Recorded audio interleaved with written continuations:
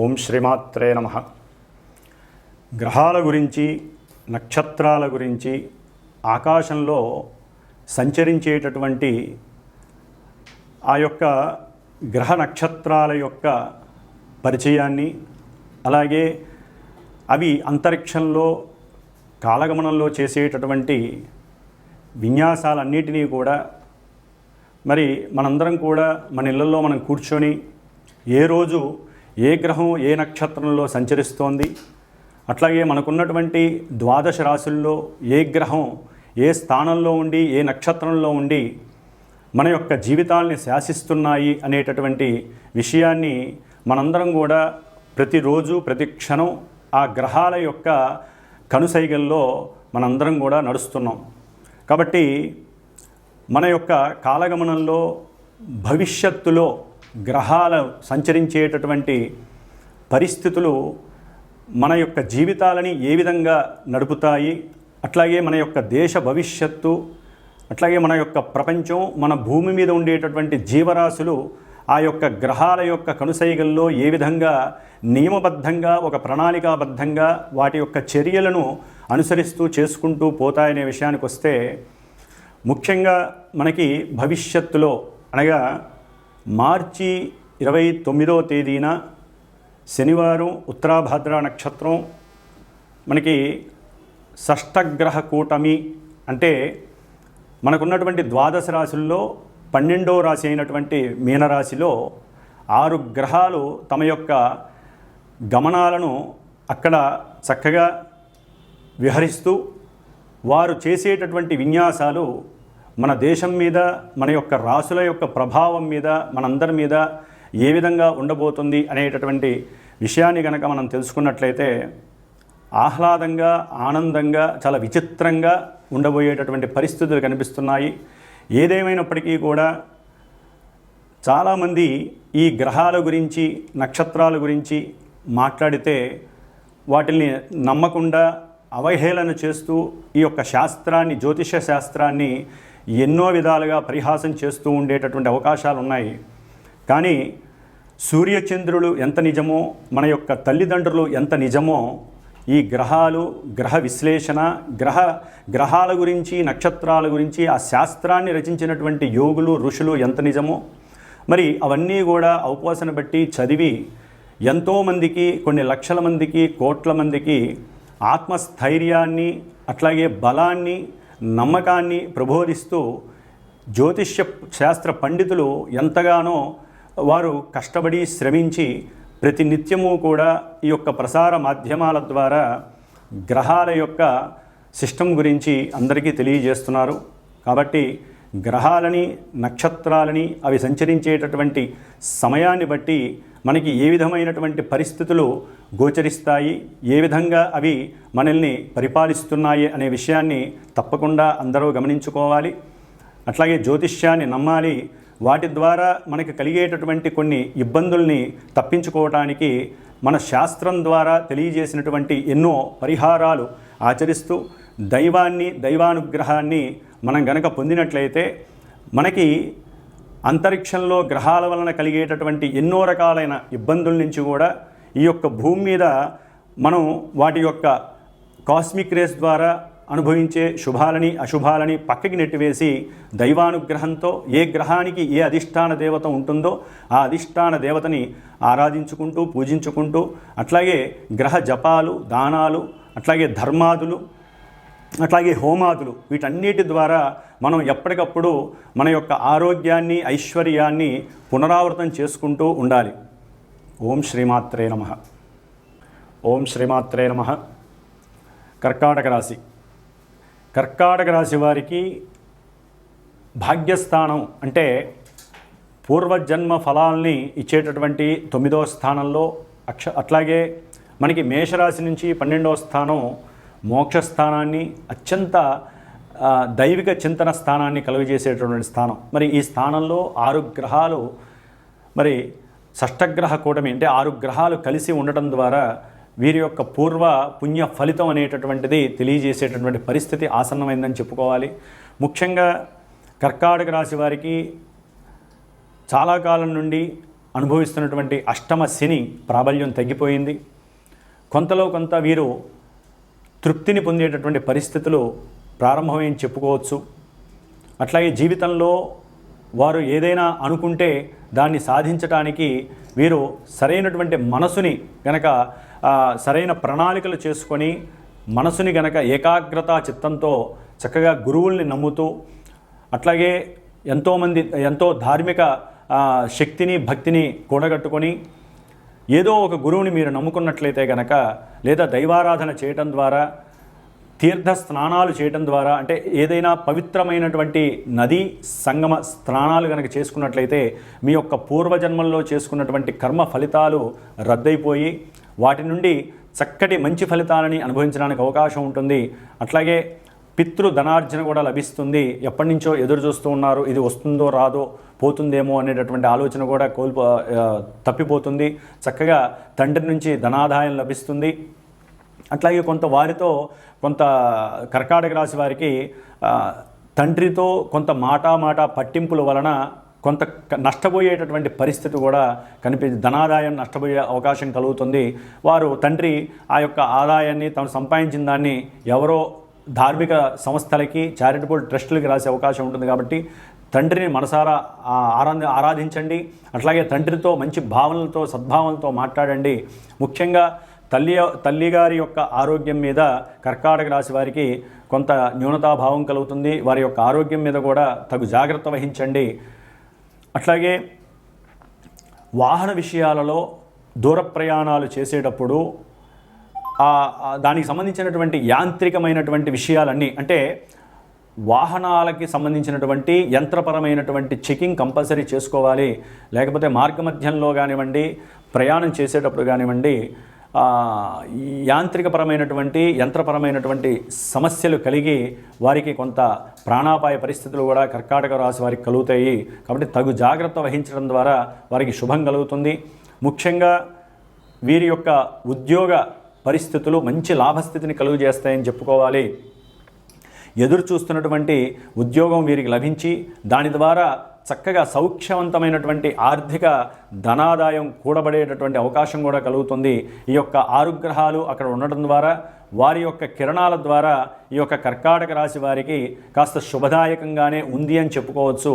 కాకపోతే ఏంటంటే వీరు తమ యొక్క ఏకాగ్రతని కనుక పక్కకి మరలిస్తే కొన్ని ఇబ్బందులు కూడా పడే అవకాశాలు ఉంటాయి.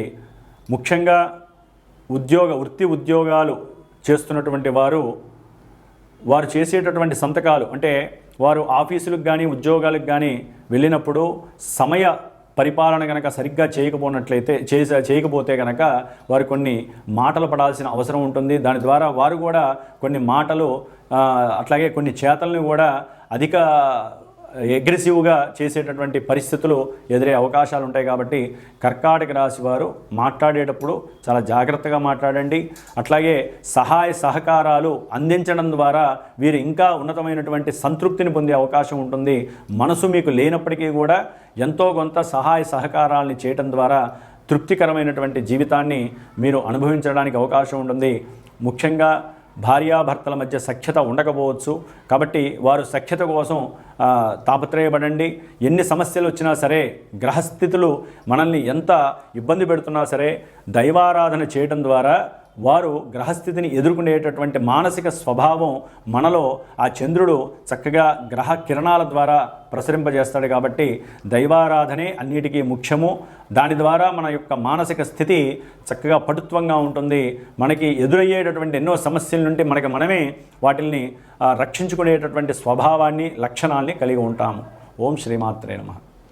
మరి ఈ 29వ తేదీన మార్చి 29వ తేదీ 2025వ సంవత్సరంలో అమావాస్య రోజు మీనరాశిలో సంచరించేటటువంటి సూర్యుడు, చంద్రుడు, బుధుడు, శుక్రుడు, శని, రాహువు ఈ 6 గ్రహాలు, వాటిల్లో మిత్రగ్రహాలు అట్లాగే శత్రుగ్రహాలు రెండూ కూడా కలిపి ఆ యొక్క మీనరాశిని ప్రభావితం చేస్తాయి. మరి మీనరాశి మనకున్నటువంటి 12 రాశుల్లో చాలా పరిపూర్ణమైనటువంటి జల సంబంధిత రాశి, ఆకాశతత్వ రాశి. దానికి అధిష్టాన దేవత అయినటువంటి గురుడు మహోన్నతుడు.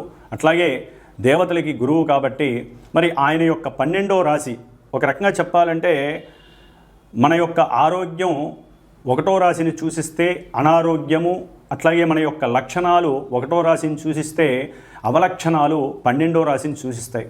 మరి అలాంటి 12వ రాశిలో ఆత్మకారకుడు, ఉద్యోగకారకుడు అయినటువంటి సూర్య మహానుభావుడు, మనస్సుకు సంబంధించినటువంటి పరిపూర్ణమైన ప్రతి మనిషికి కావలసినటువంటి సౌఖ్యాన్ని కూడగట్టి ఇచ్చేటటువంటి చంద్రుడు, అంటే మానసిక స్వభావ లక్షణాలు పెంపొందించేటటువంటి చంద్రుడు, అట్లాగే బుధుడు, వీరు వక్రించి ఉన్నారు. బుధుడు శుక్రుడు ఇరువురు కూడా మిత్రులై వక్రించి ఉండటం, అట్లాగే శనీశ్వరుడు రాహువు, వీరిరువురు కూడా మిత్రులు.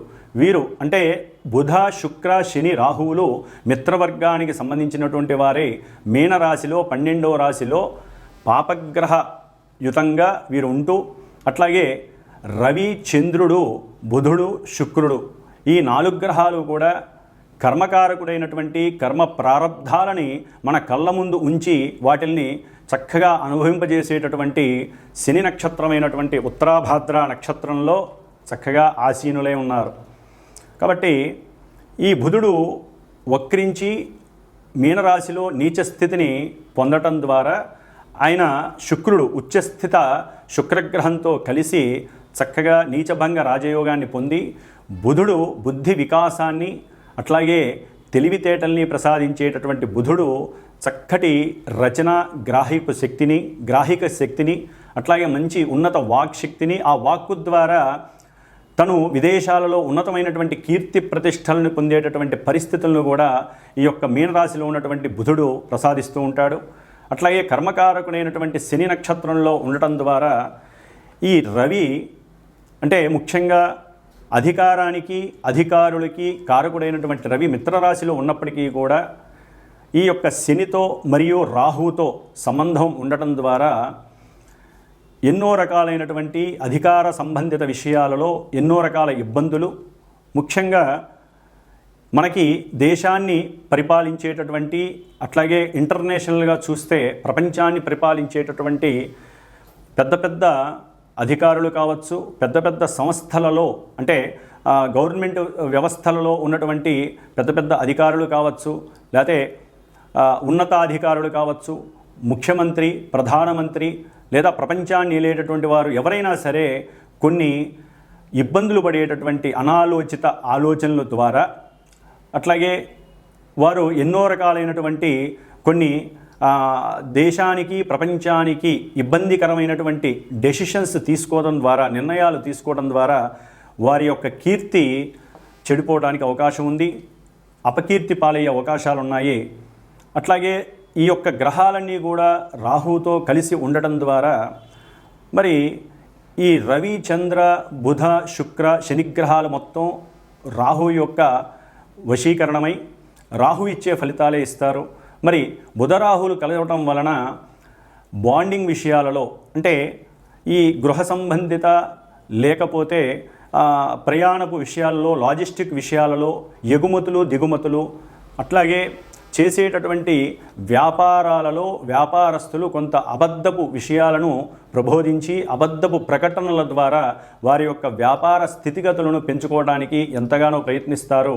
అట్లాగే శని నక్షత్రంలో ఉండటం కారణంగా వారి యొక్క బుద్ధి పరిపరి విధాలుగా ఉండి రాజకీయ నాయకులతో అనవసరమైనటువంటి సలహాలు ఇవ్వటం ద్వారా ఒక రకంగా చెప్పాలంటే జ్ఞానవంతులు, బుద్ధిమంతులు, తెలివితేటలు గల వాళ్ళు తమకున్నటువంటి అంటే వారు ఎదగడం కోసం, వారు ఉన్నతమైనటువంటి స్థితిని పొందడం కోసం రాజకీయ నాయకులకి ఎన్నో రకాలైనటువంటి అవాస్తవమైనటువంటి విషయాల యందు వారిని ప్రభావితం చేసి దేశాన్ని రాష్ట్రాన్ని ఒక రకంగా కిందకి తీసుకువెళ్ళేటటువంటి పరిస్థితి, అంటే ఎదిగినటువంటి దేశాలని అధోపాతాళానికి తీసుకెళ్లేటటువంటి ఆలోచనలు అనాలోచనలుగా ఇక్కడ ప్రదర్శిస్తారు. అట్లాగే ముఖ్యంగా శుక్రుడు, ఈయన భార్యాకారకుడు అంటే కలత్రకారకుడు, అట్లాగే సినిమా రంగానికి సంబంధించిన వాడు, ధనకారకుడు, కోర్టు వ్యవహారాలకి సంబంధించినటువంటి ఈ శుక్ర మహారాజు కూడా శనితో రాహుతో కలిసి ఉండటం ద్వారా భార్యాభర్తల మధ్య ప్రపంచంలోనే ఈ యొక్క కోర్టుకు సంబంధించినటువంటి వ్యవహారాలలో వారు కొన్ని ఈ యొక్క జడ్జిలు కానివ్వండి, లాయర్లు కానివ్వండి, కొన్ని ఆలోచనలు చేసి ఈ యొక్క భార్యాభర్తల వ్యవస్థలో, వివాహ వ్యవస్థలో ఎన్నో విధాలుగా భవిష్యత్తులో పనికి వచ్చేటటువంటి ఎన్నో రకాలైనటువంటి విషయాలను రాజ్యాంగబద్ధంగా తీసుకొచ్చేటటువంటి పరిస్థితులు కనిపిస్తున్నాయి. అట్లాగే ఈ యొక్క మీనరాశి జల సంబంధిత రాశి కాబట్టి విదేశాలకు సంబంధించినటువంటి విషయాలలో, అంటే ఇంటర్నేషనల్గా, అట్లాగే మన దేశంలో కూడా జల సంబంధిత విషయాలు అంటే నదులు, అట్లాగే చెరువులు, సముద్రాలు, వీటికి సంబంధించినటువంటి కొన్ని ఎలిగేషన్స్ ఇబ్బంది పడే అవకాశాలు ఉంటాయి. వాటి యొక్క బోర్డర్కి సంబంధించినటువంటి విషయాలు ఒకానొక సమయంలో పూర్వకాలంలో చేసినటువంటి కట్టుదిట్టమైనటువంటి కొన్ని ప్రణాళికలని కానీ, అట్లాగే వాటికి సంబంధించినటువంటి సరిహద్దు విషయాలలో, అంటే సముద్రాలకు సంబంధించినటువంటి, నదులకు సంబంధించినటువంటి సరిహద్దు విషయాలలో ఈ రాజకీయ నాయకులు పెద్ద పెద్ద వాళ్ళకి సంబంధించి, అట్లాగే నదులకు సంబంధించినటువంటి, సముద్రాలకు సంబంధించినటువంటి రాజకీయ వ్యవస్థలో ఉన్నటువంటి ఒక డిపార్ట్మెంట్కి సంబంధించి ఎన్నో అనుకూలమైనటువంటి చర్చలు జరగటం, వాటి మధ్య కొంత వ్యాజ్యము, కోర్టు దాకా వెళ్ళేటటువంటి పరిస్థితులు కలగటము, ఆలస్యం అవ్వటము, ఆ యొక్క వ్యవహారాల యందు రాజకీయ నాయకుల మధ్య, అట్లాగే దేశానికి విదేశాలకి మధ్య కొంత వాగ్వాదము జరగటము, వారు చేసుకున్నటువంటి చర్చలు ఫలించకపోవటం వలన కొంత యుద్ధానికి సంబంధించినటువంటి పరిస్థితులు కూడా ఎదురయ్యే అవకాశాలు ఉంటాయి. అట్లాగే ఈ యొక్క 6 గ్రహాలు అంటే షష్టగ్రహాలు కూడా జలరాశిలో ఉండటం ద్వారా ముఖ్యంగా సముద్రయానంలో అత్యంత ప్రమాదకరమైనటువంటి కొన్ని ఇబ్బందులు కలిగే అవకాశాలు ఉంటాయి. సముద్రంలో అలజడి కలిగి, అట్లాగే సముద్రం లోపల మనకి అంతర్భాగంగా పెట్రోలు, డీజిలు, అట్లాగే వీటికి సంబంధించినటువంటి కెమికల్స్కి సంబంధించినటువంటి ఐటమ్స్ విషయంలో దేశాలకి అట్లాగే రాష్ట్రాలకి మధ్య కూడా అంతర్గత వివాదాలు పెరగటం, వాటి యందు కొన్ని నిబంధనలు, ప్రణాళికలు తయారు చేసుకోవడం అనేది జరిగే అవకాశాలు ఉంటాయి. అట్లాగే మత్స్య కార్మికులకి సరైనటువంటి న్యాయం కోసం పోరాటాలు జరిగే అవకాశం ఉంటుంది. ముఖ్యంగా ఈ యొక్క కొన్ని రోజులు, ఒక నెల రోజులు, అంటే 29 మార్చి 2025 నుంచి ఒక 30 రోజులు 40 రోజుల మధ్యలో ఈ యొక్క జల సంబంధిత విషయాలలో ఎన్నో ఎలిగేషన్స్ కలిగి ఎన్నో రకాలైనటువంటి స్మగుల్డ్ గూడ్స్ అట్నుంచి ఎగుమతులు దిగుమతులు అవ్వటం, దాన్ని ఎంతో పెద్ద ఎత్తున వాటిని పట్టుకోవటం, మాదక ద్రవ్యాలు, అట్లాగే మనుషులని ఇబ్బంది పెట్టేటటువంటి పొగాకు, అట్లాగే బొగ్గు, ఏదైతే పెట్రోల్కి లేకపోతే కొన్ని పారిశ్రామిక వ్యవస్థలలో అత్యంత కీలకమైనటువంటి బొగ్గుకు సంబంధించినటువంటి వివాదాలు కలుగుతాయి. సముద్రంలో పడవలు, స్టీమర్లు, పెద్ద పెద్ద నౌకలు కొన్ని మునిగిపోయే అవకాశాలు ఉంటాయి.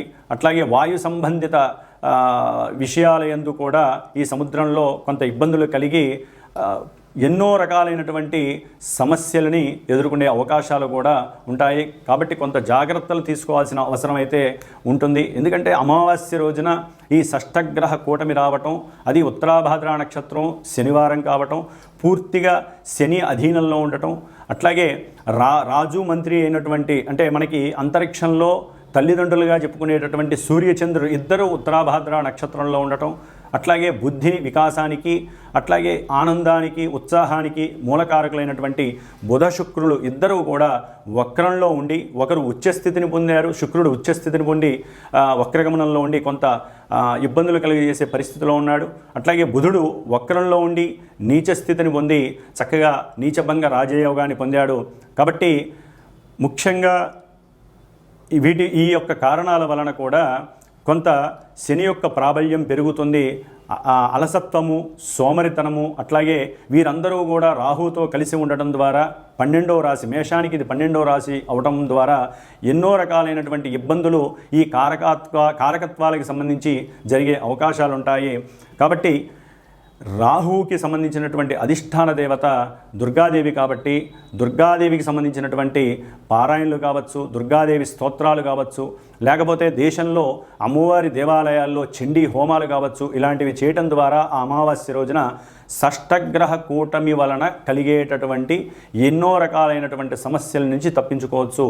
ముఖ్యంగా శుక్రుడు అంటే భార్యాభర్తలు కావచ్చు, లేదా సినీ పరిశ్రమకు సంబంధించిన వారు కావచ్చు, గీత రచయిత్రులు కావచ్చు, లేకపోతే గానం అంటే ఎవరైతే కళలకు సంబంధించినటువంటి వారు ఉంటారో అన్నిటికీ సంబంధించిన వారు, వస్త్ర వ్యాపారులు, వారు సాధ్యమైనంత వరకు మోసాలు, అట్లాగే మోసపూరితమైనటువంటి అడ్వర్టైజ్మెంట్స్ ఇలాంటివి జరిగే అవకాశాలు ఉంటాయి. కాబట్టి అవి చేయకుండా ఉన్నది ఉన్నట్టుగా నిజాన్ని గనక, ఎందుకంటే అది మీనరాశి కాబట్టి నిజాన్ని నిజంగా చెప్పినట్లయితే వాళ్ళ యొక్క వ్యాపారం అభివృద్ధి చెందుతుంది. అట్లాగే కీర్తి ప్రతిష్టలు ఎంతగానో దేశ విదేశాల్లో మారుమరుగుతాయి. అట్లాగే ఈ యొక్క శుక్రరాహువులు బుధ శుక్ర రాహువుల యొక్క మిశ్రమం వలన ఈ యొక్క ఎవరైతే సినిమా రంగంలో పెద్ద పెద్ద హీరోలు లేకపోతే పెద్ద పెద్ద డైరెక్టర్లు ఉన్నారో వారి మధ్య కొంత ఇబ్బందికరమైనటువంటి మాటలు చెలరేగటం, ఒకరి మీద ఒకరు సాడీలు చెప్పుకోవటం, ఒకరి యొక్క అంతర్గత విషయాలు ఒకళ్ళు బయటికి చెప్పుకోవడం ద్వారా సినిమా వ్యవస్థ మీద అంటే చిత్ర పరిశ్రమలో ఇదొక పెద్ద వివాదాస్పదమైనటువంటి పరిస్థితి చెలరేగే అవకాశం ఉంటుంది. కాబట్టి పెద్దవాళ్ళు కొంత బుద్ధిని, జ్ఞానాన్ని, తెలివితేటల్ని ప్రదర్శించి ఈ రాహు ఎవరైతే ఛాయాగ్రహం ఉన్నాడో రాహు యొక్క అనుసంధానంలో లేకుండా ఎవరికి వారే దైవాన్ని నమ్ముకొని దైవ ప్రార్థనతో వారి యొక్క మాటలని కట్టుదిట్టం చేసుకున్నట్లయితే చక్కగా ఈ యొక్క షష్టగ్రహ కూటమి నుండి వచ్చేటటువంటి అవాంతరాలని, ఇబ్బందులని, అనివార్య పరిస్థితుల్ని కూడా దాటేందుకు అవకాశం ఉంటుంది. కాబట్టి ఈ షష్టగ్రహ కూటమి వలన దేశానికి, ప్రపంచానికి ఇబ్బందులు కొన్ని రకాలుగా కలిగినప్పటికీ విడిగా కూడా కలుగుతూ ఉంటాయి. కాబట్టి అన్ని గ్రహాలు ఒక రాశిలో ఉండటం ద్వారా మిగతా రాశుల్లో కొన్ని ఖాళీలు ఉంటాయి. కాబట్టి ఆ ఖాళీగా ఉన్నటువంటి రాశుల యొక్క భావాలు దెబ్బతింటాయి.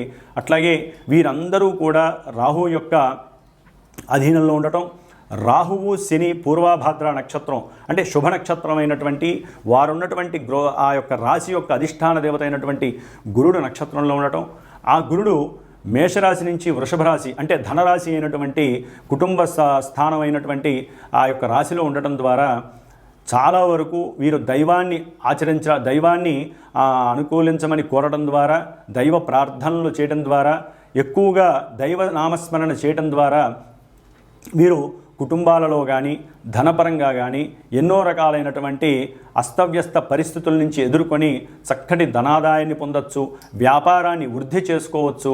అట్లాగే ఎన్నో రకాలైనటువంటి విషయ వాంఛలకి లోబడకుండా వీరు చక్కటి జ్ఞానాన్ని, వారికి ఉన్నటువంటి జ్ఞానాన్ని 10 మందికి తెలిసేలాగా అంటే దేశ విదేశాలలో వారి యొక్క జ్ఞాన సంపదని చక్కగా ఎక్స్పాండ్ చేసుకుంటూ వారి కీర్తిని పెంచుకునేటటువంటి స్వభావాన్ని కలిగి ఉండే అవకాశాలు ఉంటాయి. ఈ షష్టగ్రహ కూటమి వలన ఎన్నో రకాలైనటువంటి లాభాలను కూడా దైవనామస్మరణ ద్వారా మనం పెంచుకునే అవకాశాలు ఉంటాయి. కాబట్టి ప్రతి ఒక్కరూ కూడా ఈ యొక్క కాలంలో అంటే మార్చి అమావాస్య రోజున సాధ్యమైనంత వరకు శనీశ్వరుడికి సంబంధించినటువంటి ఆరాధన అంటే దశరథ శని ప్రోక్త నామాన్ని, స్తోత్రాన్ని పఠించడం ద్వారా కానీ, ఆ రోజున శనిగ్రహానికి అభిషేకం చేసుకోవడం ద్వారా కానీ, శనిగ్రహ జపాలు చేయించుకోవడం ద్వారా కానీ, లేకపోతే కొంతమంది రాసుల వారు శనిగ్రహానికి సంబంధించినటువంటి దానాలు ఇవ్వడం ద్వారా కానీ వారి యొక్క తల్లిదండ్రుల యొక్క ఆరోగ్యాన్ని, వారి యొక్క ఆరోగ్యాన్ని కాపాడుకున్నవారు అవుతారు.